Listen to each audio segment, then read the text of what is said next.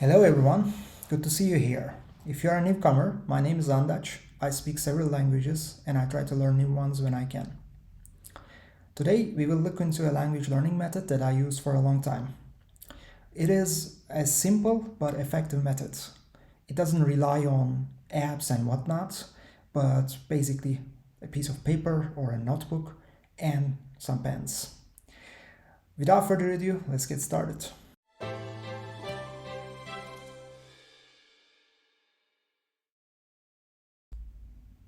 Before getting into the details, first let me give you some insight about why and how I developed that system. I was inspired by a system called Zettelkasten. The Zettelkasten method is a system for taking notes and knowledge management. It organizes ideas into small, connected slips, zettels or notes, each with a unique identifier. This approach helps you link ideas, making it easier to find connections across topics. Created by German sociologist Niklas Luhmann in 20th century, it is known for sparking new insights over time. The method is popular for research, writing, and creative projects. Now, let me show you how it all looks like in my method. So, the idea here is simpler than a full-blown Zettelkasten system. Here, instead of drawers to contain cards, I use a simple bamboo stick plate holder, which you can easily find in a local store or order online. It helps displaying the notebooks nicely. By the way, each notebook is assigned to one language, like some languages have multiple notebooks, and I actually have more notebooks than this.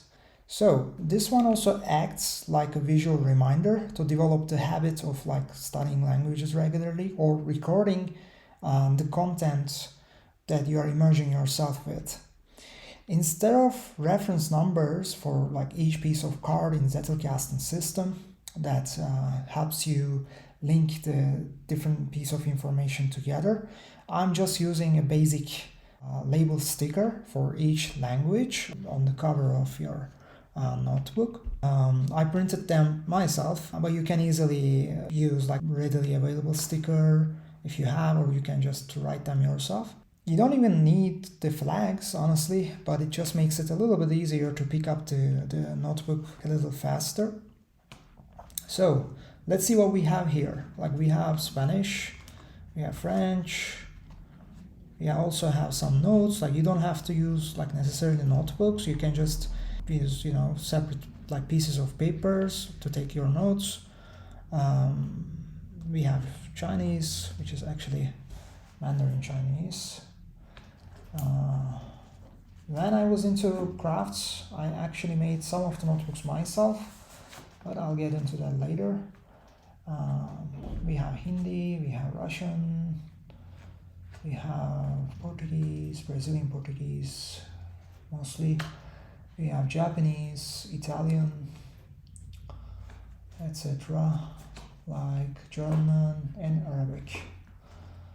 Let's take a look at a few of them. I speak maybe Spanish, maybe some notes,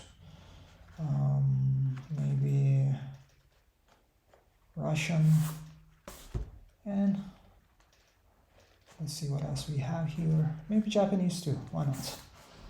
All right. So let me adjust my camera a second and I'll come back. So let's take a look at some of my notes. Let's start with these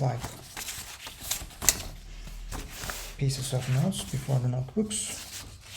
This one seems to be an old one, from 2019. Some very basic French. Let's read. J'habite à Paris. J'habite à Paris, j'habite en France, je travaille à Madrid, je travaille en Espagne, je suis à Londres, je suis en Angleterre, j'habite en Angleterre, l'enfant jouait, tu es professeur, tu travailles à Paris, etc. So the basic thing here is you just immerse yourself in some type of dialogue and you pick what matters and what can be utilized in your own speech pattern. So this doesn't look very like self-descriptive, but it kind of helps you understand that there is like, like for example, the last part, just based on intonation, you can either ask it as a question or as a statement. Like some languages do that, some languages don't. But you taking such notes from context is very helpful for you to remember certain things. Let's see this one again, some more French. Comment tu t'appelles? Je m'appelle lui. Je m'appelle Andach. Enchanté. Je parle, tu parles, elle parle.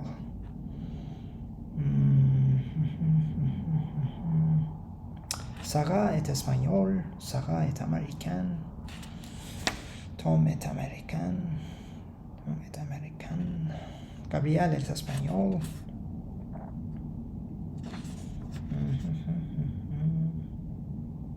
Yeah, and sometimes like some grammar notes, but I strongly recommend not to overdo these things, otherwise it's gonna become like not a hectic, but like it's gonna feel like too much studying, which is not something we want when we are warming ourselves up into a new language.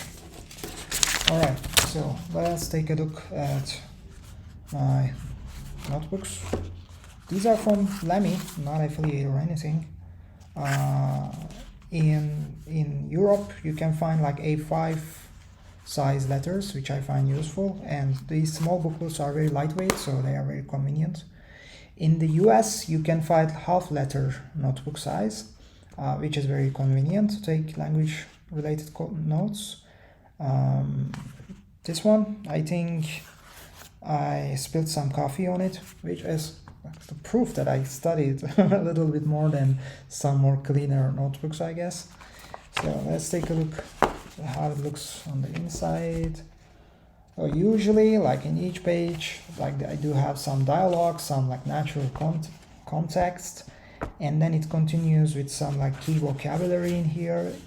And this vocabulary actually, like after a while, you may not even need it. Like for example, towards the end, I just need the dialogues left. Like I no longer need them because I already have built like sufficient amount of vocabulary to understand these dialogues at the very least. So let's see. Quiero saber, tengo suficiente dinero, mis amigos van.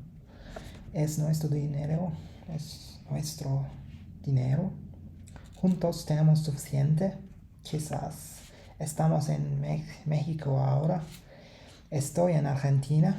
Nuestro es para comer. Nos vamos. Estamos listos. Tenemos suficiente dinero. 140. Okay, it goes like this.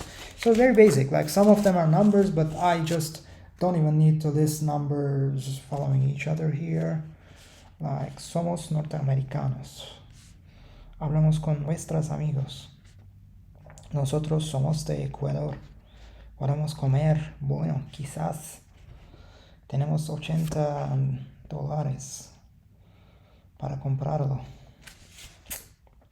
So, the Spanish looks like this, and you can always continue with an additional notebook. Like for example, when this was like full, I continued, like I made my simple notebook myself, which has a very similar format, but again, I no longer need the vocabulary section. I'm just like immersing myself into dialogues. Like you can find different sources for different type of dialogues. Like you can either purchase some course or just watch some YouTube channels or watch Netflix. Like it's just like possibilities are endless there. So I'm not going into details of like the language learning resources in this video, perhaps in another one. So this one is for Japanese, like for languages that are not using the writing system that you are familiar with. I strongly recommend at least like covering some basics, like even if you are not very ambitious in the language, like let's say that you just want to build some speaking skills, like you don't want to focus on writing, but still it is kind of helpful to study the alphabet a little. Like in Japanese, like we have hiragana, katakana, like for foreign words, hiragana for local words, and we also have kanji, which is a pain in the but so obviously, if you want to, like, if you are studying just maybe one language, let's say that you are focused on Japanese, yes, you should learn kanji. Like, there are different resources for that. But bear in mind, like, even for Japanese people, like, when they grow up, it takes years for them to master those skills. Like, it's like their education system is focused on, you know, teaching them a certain number of kanjis each year, etc. So it's not like an easy peasy task to do, especially if you are dealing with many different languages like I do. We again have same format, like I do have some dialogues, I do have some key vocabulary here. あなたはアメリカ人です。私は日本人です。It goes like this. わかりました。早すぎます。一人ではからいいとです。いらっしゃいます。Yeah, so Japanese notebook is like this. Let's go to Russian. Why not? When I started like writing these dialogues, I started very simple dialogues usually. I already had studied Cyrillic alphabets, so therefore I do not enter this with the Cyrillic alphabet. But if you are just starting from scratch, I recommend, like, the first pages should usually be related with the writing system. It's not like a obligation or anything, but it's very useful if, like, once you get to a certain level, you can, like, just use the local writing system to research something deeper, because sometimes, like, words or phrases are lost in the translation and you might need to local resources like the Russian dictionary or something. The same thing applies to other languages as well. So it's always useful to at least know the basics about how to read, like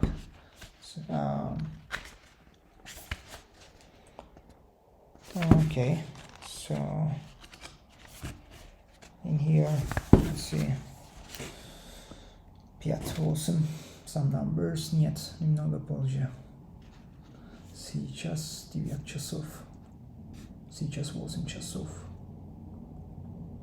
С кем вы собираетесь пообедать? Сейчас 4 часа. Который сейчас час? Сейчас час. Вы собираетесь пообедать? Goes like this. Что я не понимаю.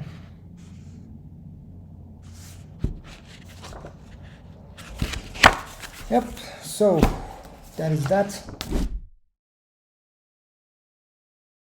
You might take all the notes in the world, but as long as you don't have them easily reachable, it might be difficult for you to come back and, like, write things down. Like, there will be days that you're busy, there will be days that you have all sorts of distractions.